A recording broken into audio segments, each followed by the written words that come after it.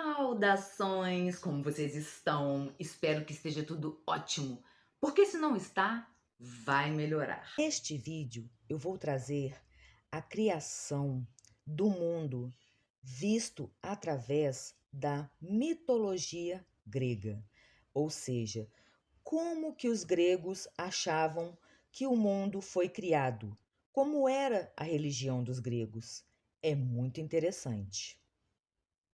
Os antigos pagãos tinham sua própria versão sobre o acontecimento do surgimento do mundo, que era a seguinte: antes de serem criados o mar, a terra e o céu, todas as coisas apresentavam um aspecto a que se dava o nome de caos. Uma informe e confusa massa, mero peso morto, na qual, contudo, jaziam latentes as sementes das coisas. A terra, o mar e o ar estavam todos misturados. Assim, a terra não era sólida, o mar não era líquido e o ar não era transparente. Deus e a natureza intervieram finalmente e puseram fim a essa discórdia, separando a terra do mar e o céu de ambos. Sendo a parte ígnea a mais leve, espalhou-se e formou o firmamento. O ar colocou-se em seguida, no que diz respeito ao peso e ao lugar. A terra, sendo a mais pesada, ficou para baixo, e a água ocupou o ponto inferior, fazendo-a flutuar. Nesse ponto, um deus, não se sabe qual, tratou de empregar seus bons ofícios para arranjar e dispor as coisas na terra. Determinou aos rios e lagos seus lugares, levantou montanhas, escavou vales, distribuiu os bosques, as fontes, os campos férteis e as áridas planícies. Os peixes tomaram posse no mar, as aves do ar e os quadrúpedes da terra. Tornara-se necessário, porém, um animal mais nobre, e foi feito o homem. Não se sabe se o Criador o fez de materiais divinos, ou se na terra, há tão pouco tempo separada do céu, ainda havia algumas sementes celestiais ocultas.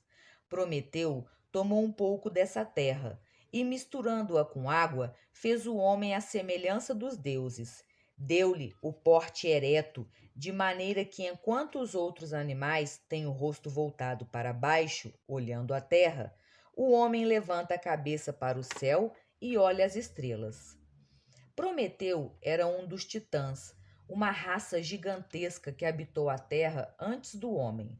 Ele e seu irmão Epimeteu foram incumbidos de fazer o homem e assegurar aos outros animais todas as faculdades necessárias à sua preservação. Epimeteu encarregou-se da obra e prometeu de examiná-la depois de pronta. Assim, Epimeteu tratou de atribuir a cada animal seus dons variados, de coragem, força, rapidez, sagacidade, asas, garras e outros. Quando, porém, chegou a vez do homem, que tinha de ser superior a todos os outros animais, Epimeteu gastara seus recursos com tanta vontade que nada mais restava. Perplexo, recorreu a seu irmão Prometeu, que, com a ajuda de Minerva, subiu ao céu e acendeu sua tocha no carro do sol, trazendo fogo para o homem. Com esse dom, o homem assegurou sua superioridade sobre todos os outros animais. O fogo lhe forneceu o meio de construir as armas com que subjugou os animais. A primeira mulher chamava-se Pandora. Foi feita no céu, e cada um dos deuses contribuiu com alguma coisa para aperfeiçoá-la. Vênus deu-lhe a beleza, Mercúrio a persuasão, Apolo a música. Assim dotada, a mulher foi mandada à terra e oferecida a Epimeteu. De boa vontade a aceitou, embora advertido pelo irmão para ter cuidado com Júpiter e seus presentes. Epimeteu tinha em sua casa uma caixa, na qual guardava certos artigos malignos, de que não se utilizara ao preparar o homem para sua nova morada. Pandora foi tomada por intensa curiosidade de saber o que continha naquela caixa, e certo dia destampou para olhar. Assim, escapou e se espalhou por toda a parte uma multidão de pragas que atingiram o desgraçado homem, tais como a gota, o reumatismo, a cólica para o corpo, e a inveja e o despeito e a vingança para o espírito. Pandora apressou-se em colocar a tampa na caixa, mas infelizmente escapara todo o conteúdo da mesma, com exceção de uma única coisa que ficara no fundo, que era a esperança. Assim, sejam quais forem os males que nos ameaçam, a esperança não nos deixa inteiramente, e enquanto a tivermos, nenhum mal nos torna inteiramente desgraçados. Estando assim povoado o mundo, seus primeiros tempos constituíram uma era de inocência e ventura, chamada Idade de Ouro. Reinavam a verdade e a justiça, embora não impostas pela lei, e não havia juízes para ameaçar ou punir. As florestas ainda não tinham sido despojadas de suas árvores para fornecer madeira aos navios, nem os homens haviam construído fortificações em torno de suas cidades. Espadas, lanças ou elmos eram objetos desconhecidos. A terra produzia tudo necessário para o homem, sem que esse se desse ao trabalho de lavrar ou colher. Vicejava uma primavera perpétua, as flores cresciam sem sementes, as torrentes dos rios eram de leite e de vinho, o mel dourado escorria dos carvalhos. Seguiu-se a idade de prata, inferior à de ouro, porém melhor do que a de cobre. Júpiter reduziu a primavera e dividiu o ano em estações. Pela primeira vez, o homem teve de sofrer os rigores do calor e do frio, e tornaram-se necessárias as casas. As primeiras moradas foram as cavernas, os abrigos das árvores frondosas e cabanas feitas de hastes. Tornou-se necessário plantar para colher. O agricultor teve de semear e de arar a terra, com a ajuda do boi. Veio em seguida a Idade de Bronze, já mais agitada e sob a ameaça de armas, mas ainda não inteiramente má. A pior foi a Idade de Ferro. O crime irrompeu como uma inundação. A modéstia, a verdade e a honra fugiram, deixando em seus lugares a fraude e a astúcia, a violência e a insaciável cobiça. Os marinheiros estenderam as velas aos ventos e as árvores foram derrubadas nas montanhas para servir de quilhas dos navios e ultrajar a face do oceano. A terra, que até então fora cultivada em comum, começou a ser dividida entre os possuidores. Os homens não se contentaram com o que produzia, e escavou-se então a terra e tirou-se do seu seio os minérios e os metais. Produziu-se o danoso ferro e ainda o mais danoso ouro. Surgiu a guerra, utilizando-se de uma ou de outra arma. O hóspede não se sentia em segurança em casa de seu amigo, os genros e sogros, os irmãos e irmãs, os maridos e mulheres não podiam confiar uns nos outros. Os filhos desejavam a morte dos pais a fim de herdarem a riqueza. O amor familiar caiu prostrado. A terra ficou úmida de sangue e os deuses a abandonaram, um a um, até que ficou somente Astreia, que finalmente acabou também partindo. Vendo aquele estado de coisas, Júpiter indignou-se e convocou os deuses para um conselho. Todos obedeceram à convocação e tomaram o caminho do palácio do céu.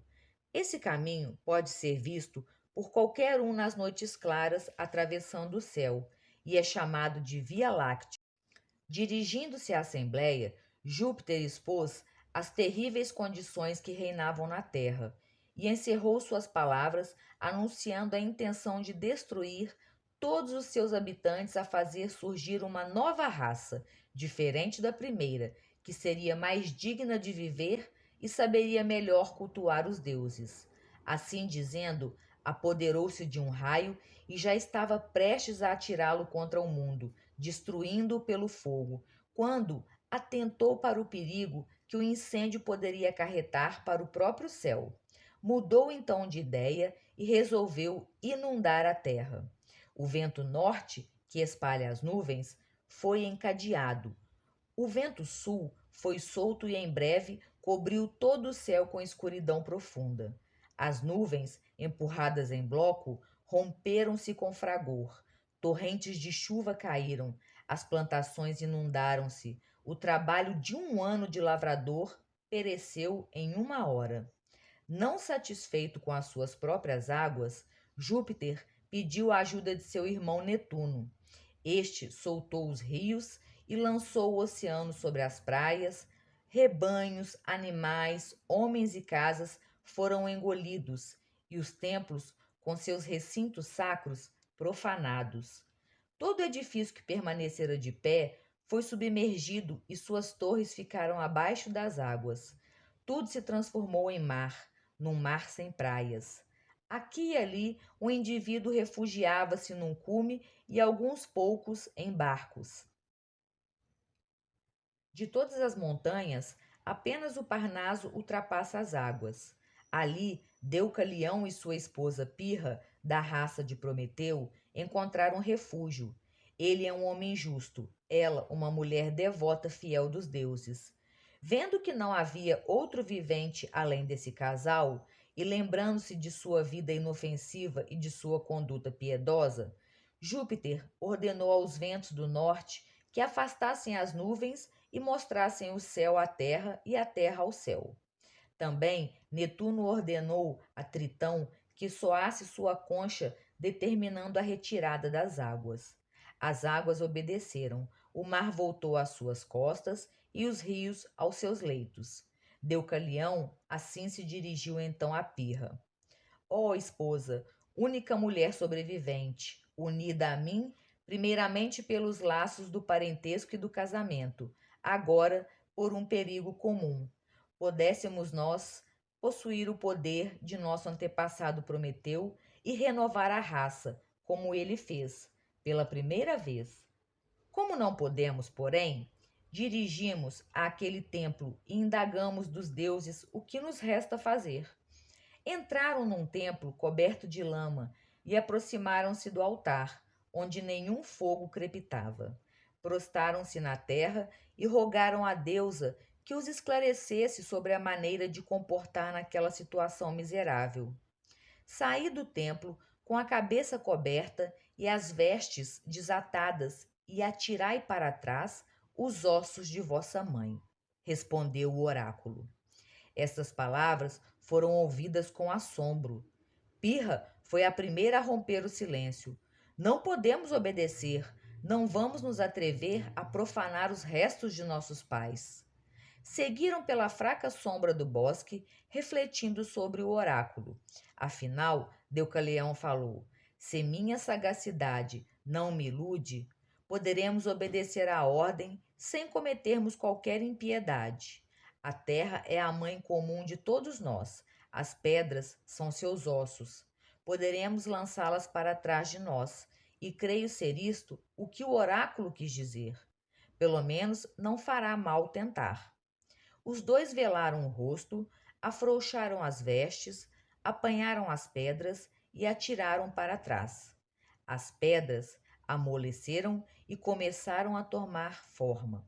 Pouco a pouco foram assumindo uma grosseira semelhança com a forma humana, como um bloco ainda mal acabado nas mãos de um escultor.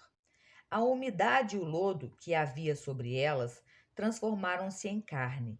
A parte pétrea transformou-se nos ossos. As veias ou veios da pedra continuaram veias. As pedras lançadas pelas mãos do homem tornaram-se homens. As lançadas pela mulher tornaram-se mulheres. Era uma raça forte e bem disposta para o trabalho, como até hoje somos, mostrando bem a nossa origem. Este capítulo ele foi retirado do livro Mitologia, Histórias de Deuses e Heróis, do autor Thomas Buffin.